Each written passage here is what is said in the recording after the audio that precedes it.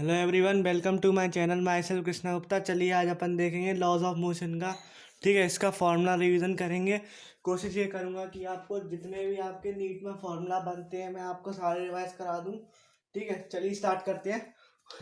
देखो, फोर्स अपन किसको कहते हैं? पुश या पुल। ठीक है, पुश या पुल आपको ये मालूम है। फोर्स अगर अपन किसी चीज़ को धक्का मारें या किसी चीज़ को खींचें तो उसमें अपना क्या लगेगा? एक फोर्स लगता है। ठीक है, तो उसको अपन क्या बोल देते हैं? फोर्स बोल देते हैं। अब अपने क्या आते हैं? न्यूटन के 3 लॉ आते हैं।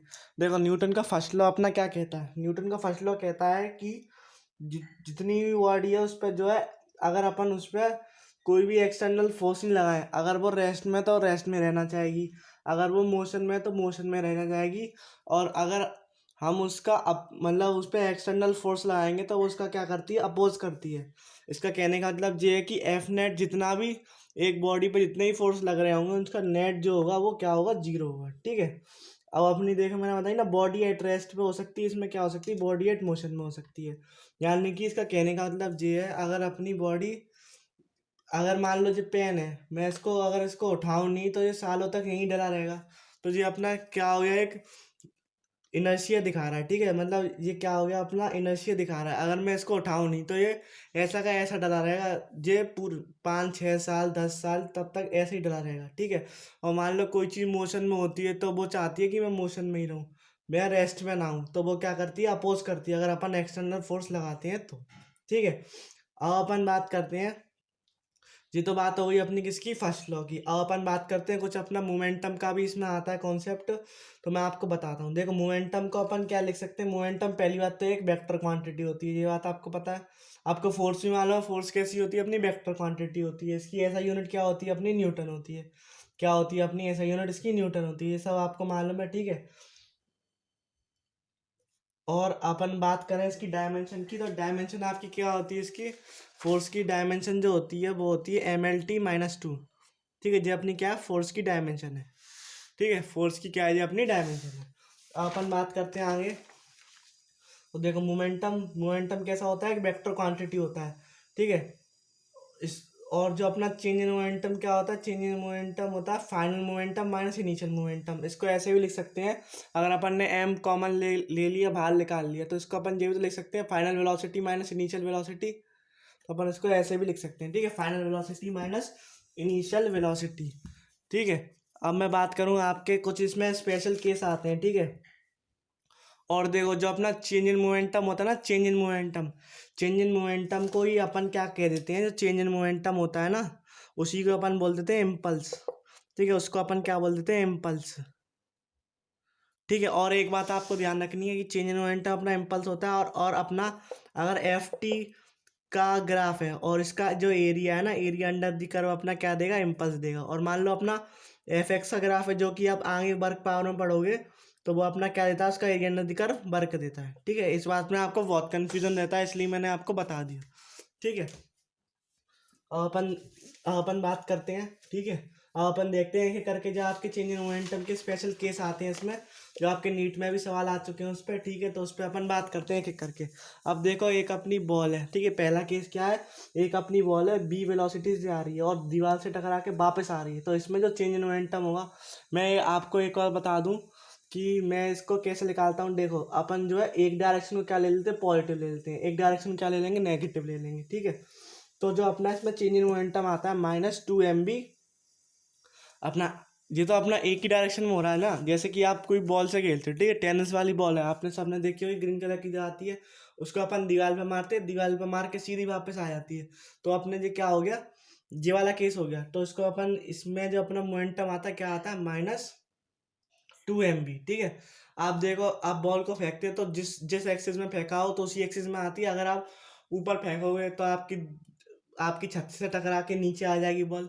ठीक है, तो बाई एक्सिस में करेगी। ठीक है, जेड एक्सिस में करेगी, मतलब एक ही एक्सिस में होता है। ठीक है, इसमें जो चेंज इन मोमेंटम होता है वो खाली एक ही एक्सिस में होता है। अब अपन बात करते हैं अपना जो अगला केस आता है। देखो, अपना अगला केस क्या आता है? देखो, अपना अगला केस जो है, एक ब्लॉक अपना ऐसे जा रहा है। ठीक है, एक ब्लॉक अपना बाई में जा रहा है, एक ब्लॉक अपना एक्स में जा रहा है। एक एक ब्लॉक अपना कैसे जा रहा है? बाई में, इस तरफ। ठीक है, जे मान लो एक ब्लॉक है, जे जा रहा है अपना ऐसे, और जे मान लो एक ब्लॉक है। ठीक है, जे जे जे जा रहा है ऐसे, जे जा रहा है ऐसे। ठीक है, तो अपना जो इसमें चेंज इन मोमेंटम आता है वो आता है अपना रूट 2 m बी। ठीक है, क्या आता है अपना रूट 2 m बी।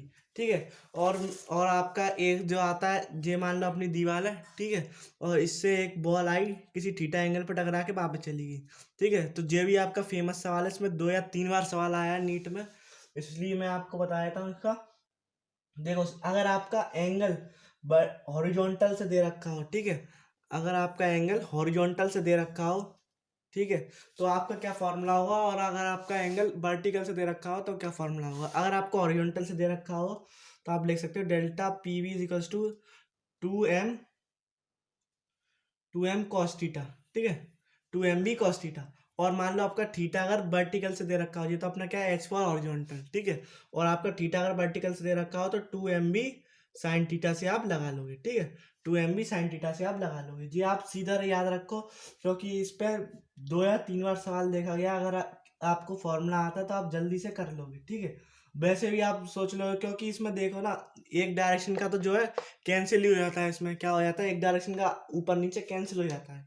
ठीक है, तो आप उससे पहचान सकते हो अपना एक डायरेक्शन का ही रहेगा। ठीक है, अब अपन बात करते हैं, अगर अपनी किसी किसी हाइट से अपनी बॉल छोड़ी गई हो, ठीक है, किसी रेस्ट बॉडी छोड़ी गई हो, तो अपना चेंज इन मोमेंटम क्या आता है, तो वो अपना आता है, देखो अपना इसमें क्या होगा, आई में भी होगा अपना, एक मिनट, इसमें अपना, सॉरी, इसमें अपना खाली जे में होगा। ठीक है, इसमें क्या होगा, अपना जे में होगा, आई में नहीं होगा। इसमें अपना खाली जे में होगा। ठीक है, इधर यहाँ गलती से लग गया आई, यहाँ जे होगा। ठीक है, तो अपना इसमें क्या होगा, एक तो माइनस जे में होगा, क्योंकि एक तरफ क्या है ना, बॉल नीचे आएगी। जैसे कि आपने किसी हाइट से टेनिस बॉल गिरा दी, ठीक है, तो वो जाएगी जमीन पे टकराएगी, जमीन पे टकरा के वापस आएगी, तो उसमें अपना चेंज इन मोमेंटम मांग रहा है। ठीक है, जमीन पे टकराएगी, जमीन पे टकराने के बाद वापस आएगी।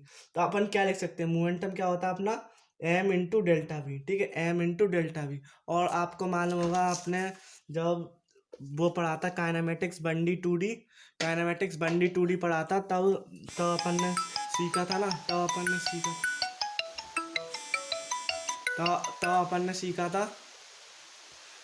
सीखा था, अपन किसी भी हाइट से बॉल गिराते हैं। ठीक है, किसी भी हाइट से बॉल गिराते हैं तो अपनी जो वेलोसिटी आती है ना, वो अंडर रूट 2gh आती है। क्या आती है अपनी, अंडर रूट 2gh। तो अपन क्या लिख सकते हैं, इसका डेल्टा पी होता है वो अंडर रूट,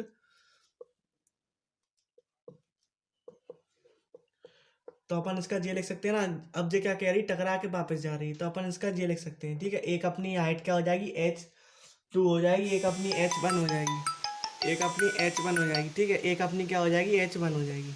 तो जे अपना क्या आ गया, जे कैप का आ गया, जे अपना क्या आ गया, जे कैप का आ गया। ठीक है, जे अपना क्या आ गया, जे कैप का आ गया।